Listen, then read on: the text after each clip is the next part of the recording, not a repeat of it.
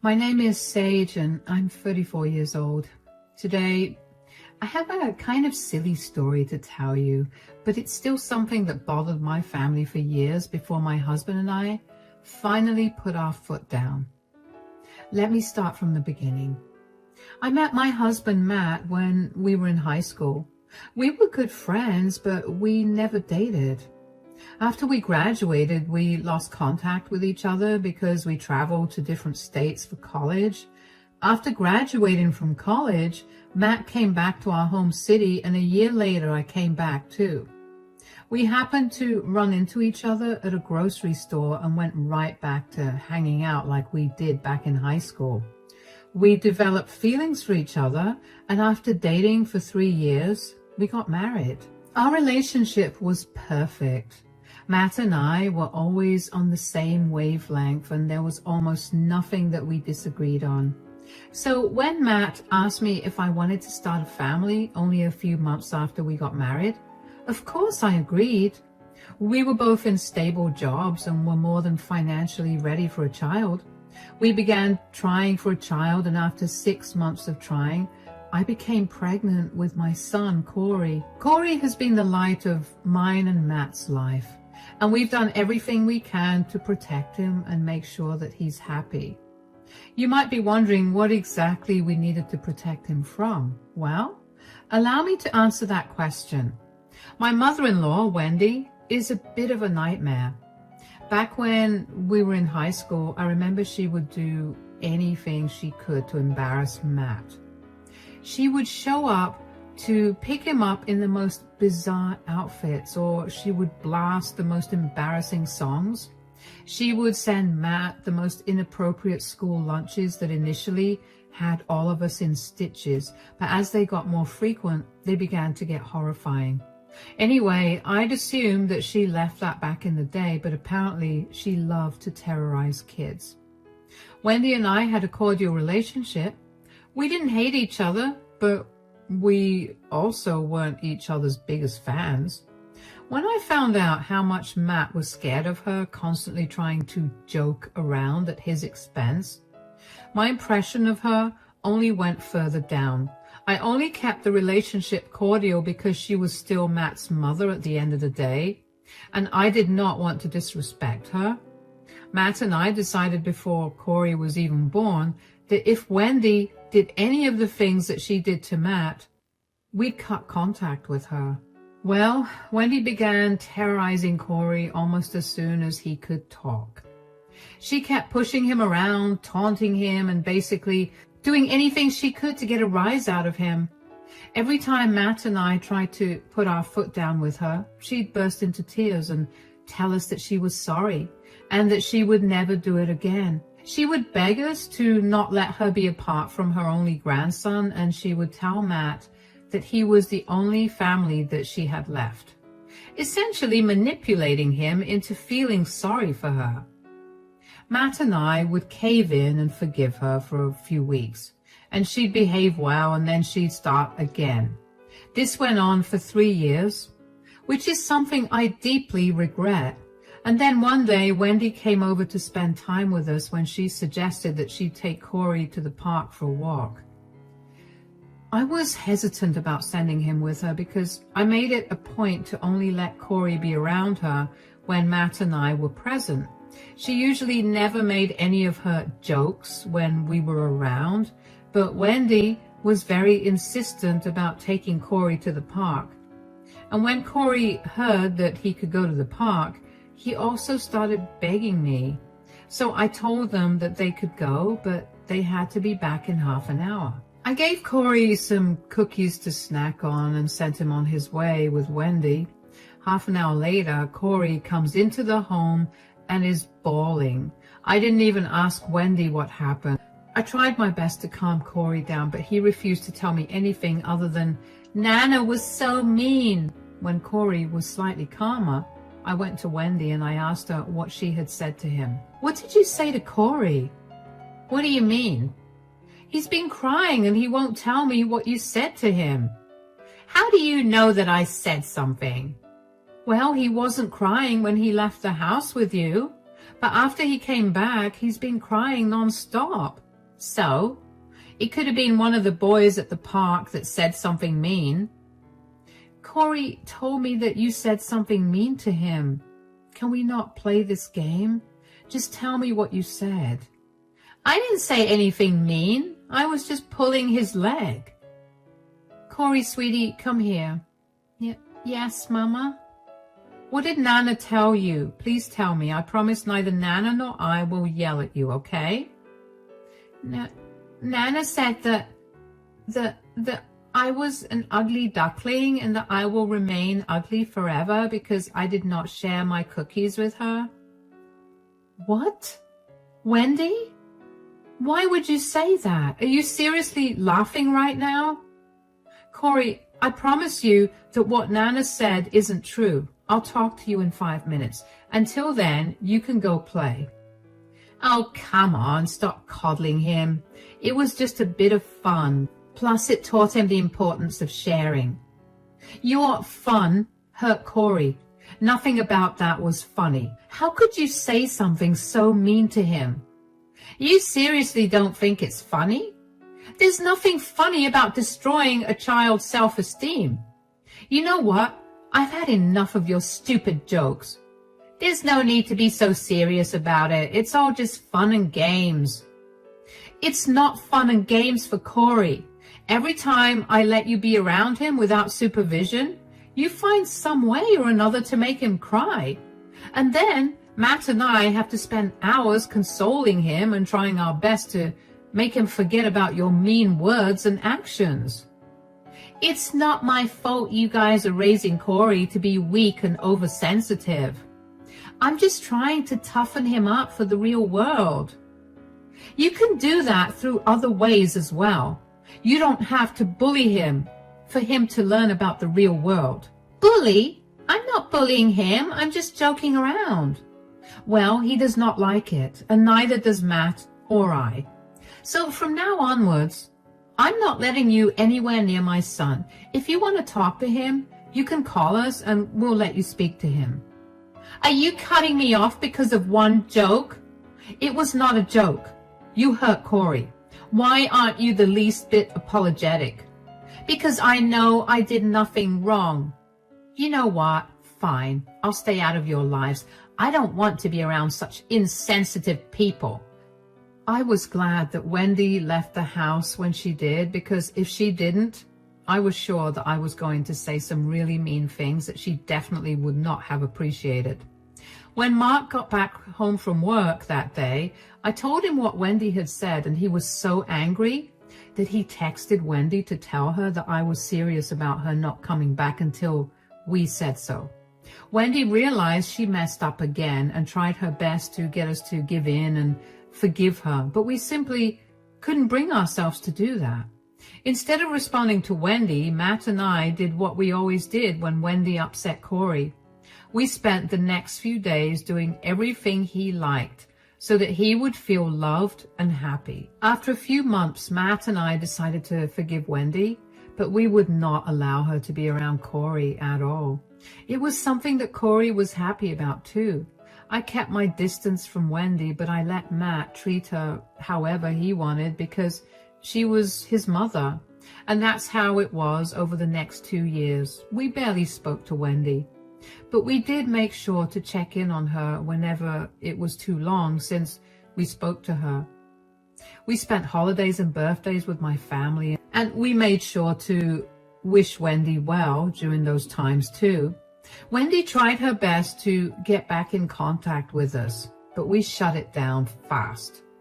The thing is, she was never genuine about her apologies. She was frustrated that we weren't giving in again, so she'd switched from apologizing to mocking us. It was infuriating to have a conversation with her, so I just made Matt deal with that. She was a lot easier on him, and I guess that was why she believed that she and Matt had grown closer. She would always call Matt, and while he mostly ignored her calls, he still picked them up from time to time. Anyway, one day while Matt was in the shower, Wendy called him. I ignored it, but she kept calling him. She never called more than twice in a row, so I figured something was wrong.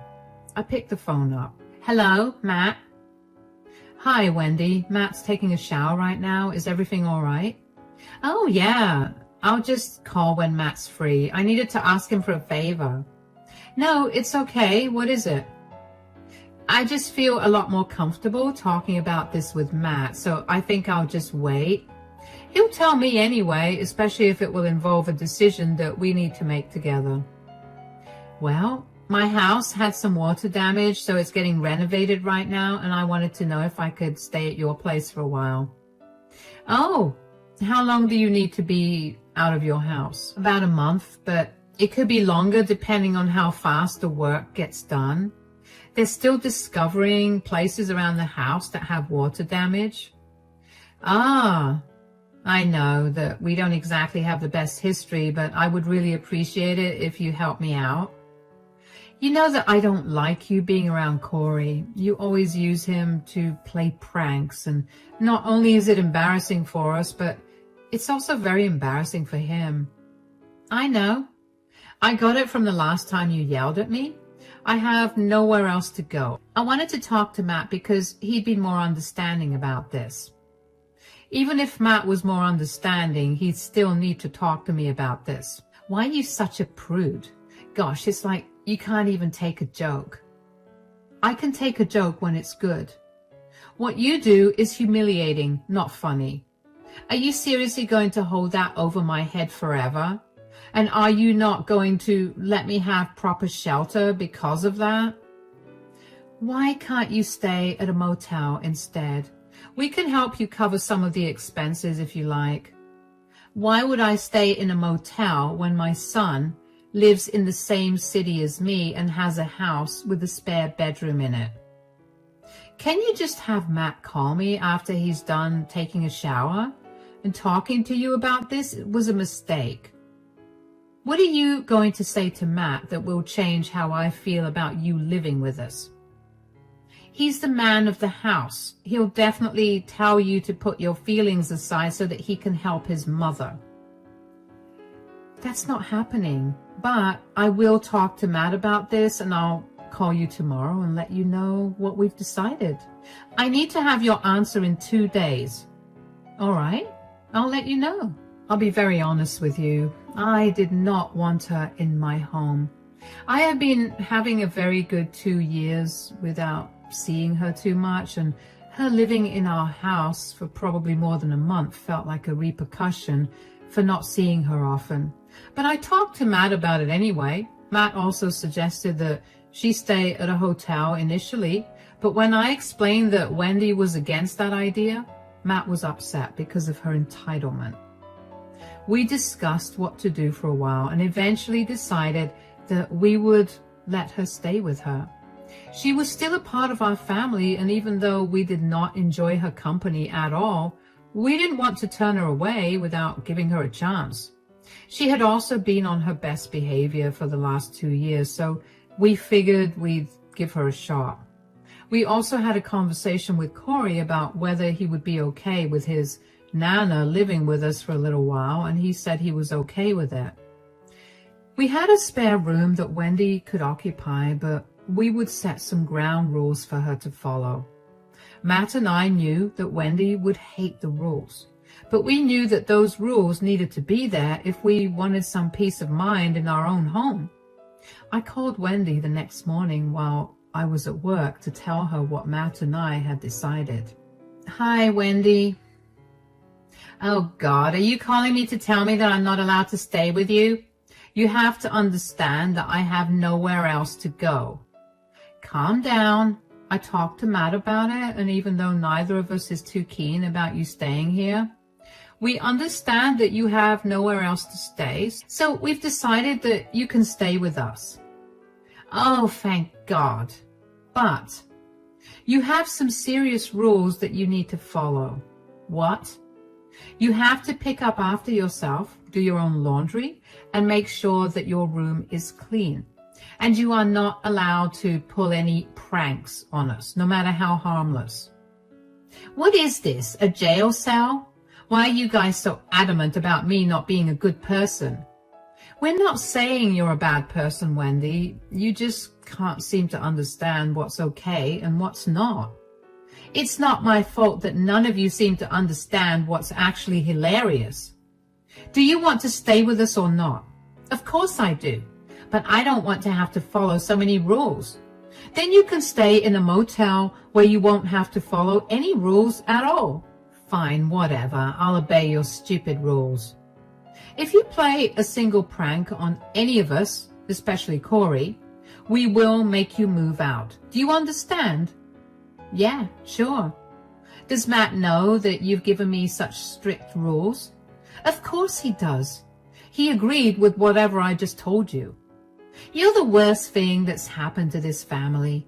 Matt used to love my jokes, but after he met you, he's changed. Matt never liked them from the start. He had no choice but to bear with it because you are his mother. Corey doesn't like it either, and I will do anything to make sure that he's not uncomfortable in his own home. If that means kicking you out, then I will do it. You're ruining his life by sucking out all the joy from it. You'll regret it someday in the future, believe me. Corey is a very happy kid, but I can assure you that he does not like your jokes. If you still have a problem with our rules, you can simply not stay with us. No, I want to stay with you. I was stating my opinions. Fine. We'll see you here tomorrow then. Of course, I wasn't expecting Wendy to listen to all the rules I set up, but I really only wanted her to listen to one rule, and that was about her pranks and jokes. Wendy came over the next day and was cold towards me, but I didn't care. I kept Corey away from her as much as I could, and whenever Corey had to be around Wendy, like during dinner or TV time, either Matt or I would be present.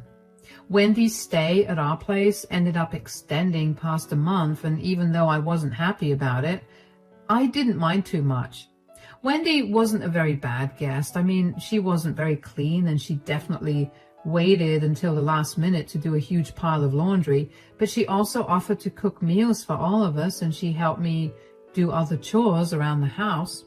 So when she offered to start making Corey's lunches for school, I agreed.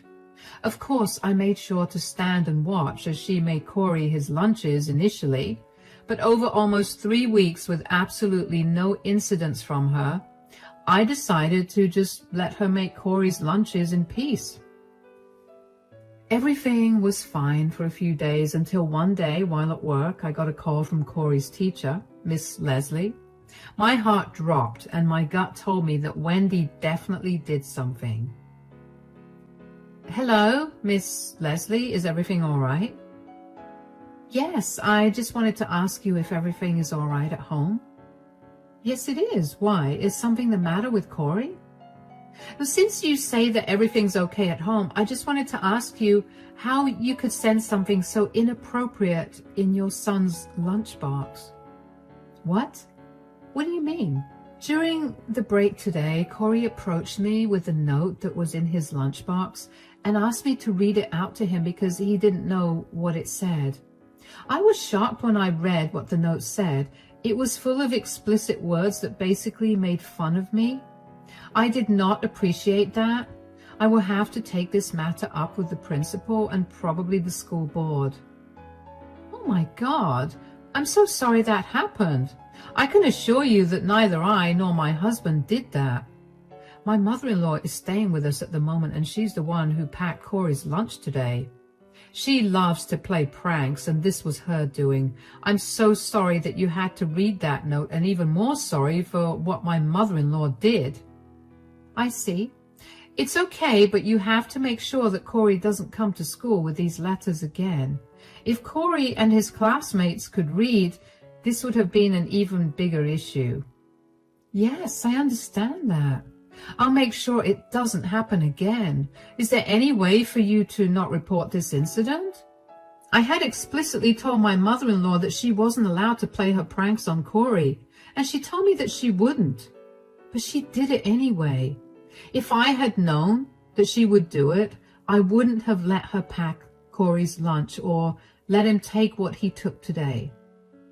I understand that family dynamics can be very difficult. And while I understand that this was not something that you or your husband did, I will still have to report you for it. You will need to come to the school today and talk to the principal about this too. All right. Will this affect Corey's admission in any way? Since you've said that neither you nor your husband did this, I highly doubt that it will affect Corey's admission, but there will be a little more attention given to him because we cannot have this happening again. Okay, that's no problem then. I'll make sure to take better care of Corey, and I'll talk to my mother-in-law about her actions as well. Also, as Corey's teacher, I feel like it's my place to tell you that someone like your mother-in-law is not exactly the best influence on Corey. He could pick up a lot of bad behaviors from her, which would only affect him in the long run. Yes, I know. My mother-in-law is only staying with us because her house is being renovated. Corey isn't her biggest fan because he hates her pranks too. I'll make sure to keep her away from him anyway. That's good. Will you be able to make it to school in an hour? Yes, I'll be there. My face was red, and I didn't know if it was because of embarrassment or anger. I immediately called Matt and explained what had happened. We took the rest of our days off and made our way to Corey's school. When we got there, Miss Leslie had Corey standing with her while we sat with the principal. The principal handed us the note that Wendy had sent Corey, and it was exactly like one of the notes that she'd send Matt when he was in high school. It had a lewd joke at Miss Leslie's expense and a very unflattering caricature of a woman with reference to that joke. For the next hour or so, Matt and I spoke to both the principal and Miss Leslie about how inappropriate the note was. They reminded us of the school policies and told us that they were only letting it go this time because this was the first time. The principal was very firm when he told us that if Corey came to class with another inappropriate note like the one that he had brought in that day, they would be forced to expel him. Of course, Matt and I promised him that it wouldn't happen again, and that's when both the principal and Miss Leslie began to ask more questions about Wendy. They asked Matt and me first, and then Corey, and it became pretty clear to them that none of us liked Wendy or her antics. The principal then went on to berate us for tolerating Wendy in our lives for so long, when she'd been so horrible to Corey almost all his life. Matt and I were ashamed, but we also recognized how right he was. We had let Wendy manipulate us for too long, and our son suffered at her hands. We left the office with Corey in our arms, and we took him out for ice cream and made sure he was doing okay before we went back home. When we got home, Wendy was standing at the door waiting. "How was school, Corey?" "Corey, sweetie, go to your room. Mommy has to speak to Nana." "What's wrong?" "What's wrong? What's wrong? Do you know how much trouble you almost got Corey in today?" "What do you mean?" "Do not play dumb, Wendy. We were called into Corey's school because of the note that you put in his lunchbox." "Why did you do that? Do you know how embarrassing that was for us?" "Oh, come on, that was just a joke. Why is everyone so uptight? I'm sure his teacher got a good laugh out of it." "You think his teacher got a good laugh out of you calling her fat and ugly, among many other explicit words?" "I would have laughed." "Nobody cares about that. Nobody cares about what you find funny or not, Mom. You almost got my child thrown out of school because you thought something was funny." "Geez, when did you get so uptight? You used to love all my jokes." "I liked them when they weren't embarrassing or hurtful, but this is crossing way too many lines. Sage and I had to sit in front of the principal today and listen to him and Corey's class teacher berate us for the note and for letting you near him." "So, let them say what they have to say. You're not going to listen to them, are you?" "Of course I'm going to listen to them. I've tolerated enough of your humiliation, and it's time for you to go." "What? You're choosing some humorless loser's words over your own mother?" "No, I'm choosing my son over your humorless gags. You need to get out of our house and out of our lives for good. I don't ever want to see your face again." "You can't be serious. You're my son. You can't just abandon your mother this way. Sage, say something." We warned you before you came to stay with us that we would kick you out if you played any more pranks. You agreed to not do it either, and now that you did, you need to face the consequences. Fine, you can kick me out of the house, but you can't kick me out of your lives for good. I promise I won't do this again. You've made this promise 1,000,000 times already, and every single time you've broken it. Why would I believe you now? You've caused enough distress to my family, and now I won't allow any more. Pack your bags and leave. Son, please, you can't keep me away from my grandson and you. I love you so much. I'm your mother. You should have acted like my mother instead of some monster who loved to humiliate her grandson as a joke. Get your act together and leave us alone.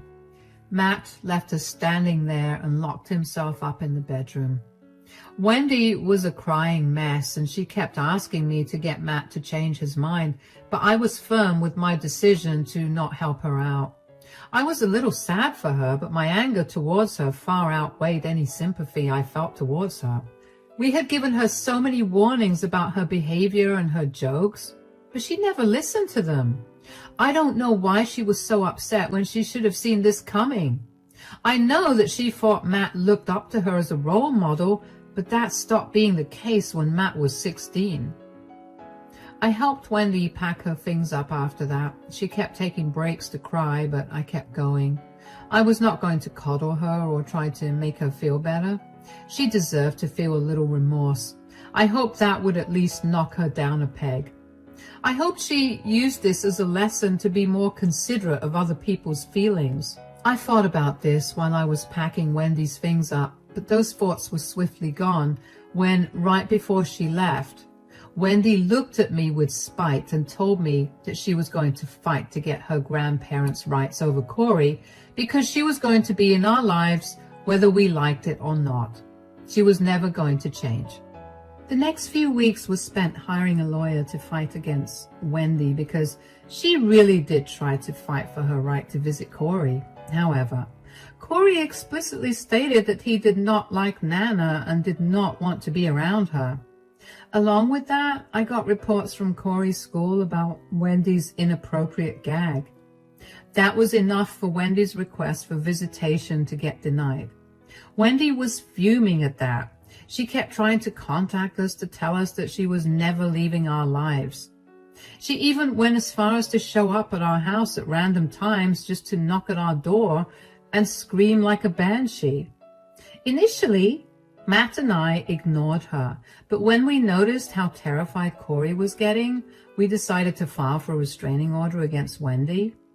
Once we were granted that, Wendy stopped coming around. That did not stop her from blasting us on social media for being horrible people with no sense of humor or care for their family. Matt and I decided to block her and move on with our lives. Knowing that Wendy isn't going to be a part of our lives for a very long time is a very comforting thought. I feel a lot more at peace, and Corey is even happier. He no longer has nightmares or worries about every little thing. I don't know what's been happening with Wendy, and I don't care to know either. We're back to being the perfect, happy family, and there's nothing better than that.